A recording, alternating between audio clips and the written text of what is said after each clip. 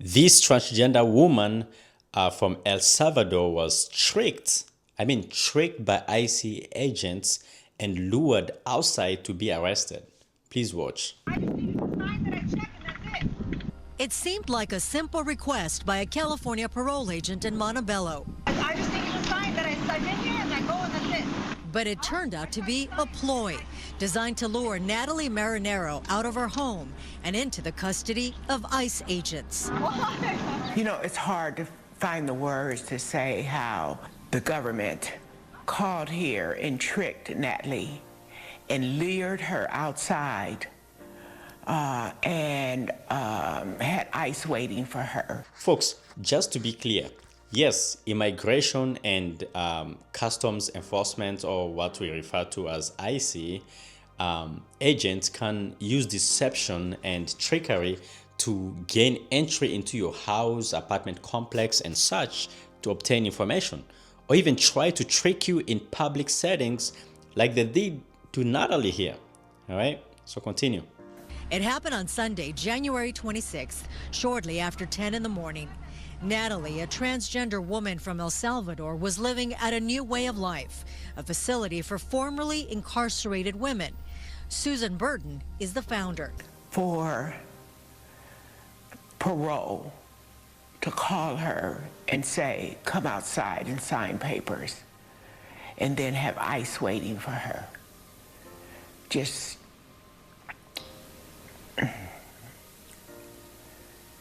my heart aches. In 2005, Natalie was convicted of second-degree murder and was sent to California State Prison. Natalie got caught in a bad situation where she was at the wrong place at the wrong time. And for that, she paid 17 and a half years.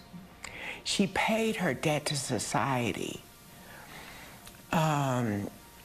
And now she was trying to start anew. Natalie paid her debt. Yeah. Natalie's been making great choices, really working on herself, internally, externally, like the whole package. Susan Hefner is the housing supervisor. Both women say Natalie is a diligent worker who built a community garden at a New Way of Life. They describe her as a compassionate person. We love her. We're family. Natalie, who is seeking asylum, called on the phone from a detention facility in Otay Mesa. After you were detained, what did they tell you? They told me that I was getting deported, and I said, why are you going to deport me? You can deport me. I'm going to get tortured in my country. I am so saddened by ICE coming and taking Natalie away. It's just horrifying to think of what will happen to her if they return her to El Salvador. Susan Burton says she's called the California Parole Office, and she says her calls have been ignored. She's also notified state legislators. They told her they're outraged and they will investigate. And to be quite fair, and I know that I'm going to get a lot of criticism from saying this, but human to human, politics aside, let's be honest though, in regards to the murder charge, even leaving the migration issue aside, she did pay her debt to society by serving the 17 years that she was given, right? Obviously, there's a reason as to why she only received 17 years and she was never deported to begin with, back in 2005, right? It's been a while. And as an immigrant myself, I know we often face harder consequences, and for her to just serve 17 years for murder, there has to be more to the story.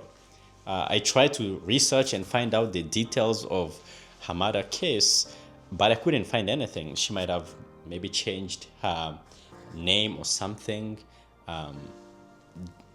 ever since. But if anybody can find that information and send it my way, I would love to see what really happened.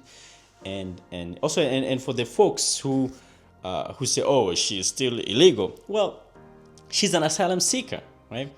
And anyways, and if her immigration status was such a big issue, then she could have been deported back in 2005, right? Instead of having us serve over 17 years here in the U.S. Just what a sad case in every single way. as I mentioned, many ICE officers often use deceptive tactics to gain entry into your homes and detain individuals, right? So make sure you know your rights, because unfortunately, most immigrants do not know their rights. So, I mean, those folks use all kinds of lies to lure folks. One of the lies they tell is that, and I quote, "You have to let us in." Like I've said before, you are not required to open your door unless an ICE presents a warrant signed by a judge, right? An actual judicial warrant. Most ICE agents carry administrative warrants, which do not give them the legal rights to actually enter your home without consent. So if you're not sure, just ask them to slide the warrant under the door for you to verify if it's actually signed by a judge.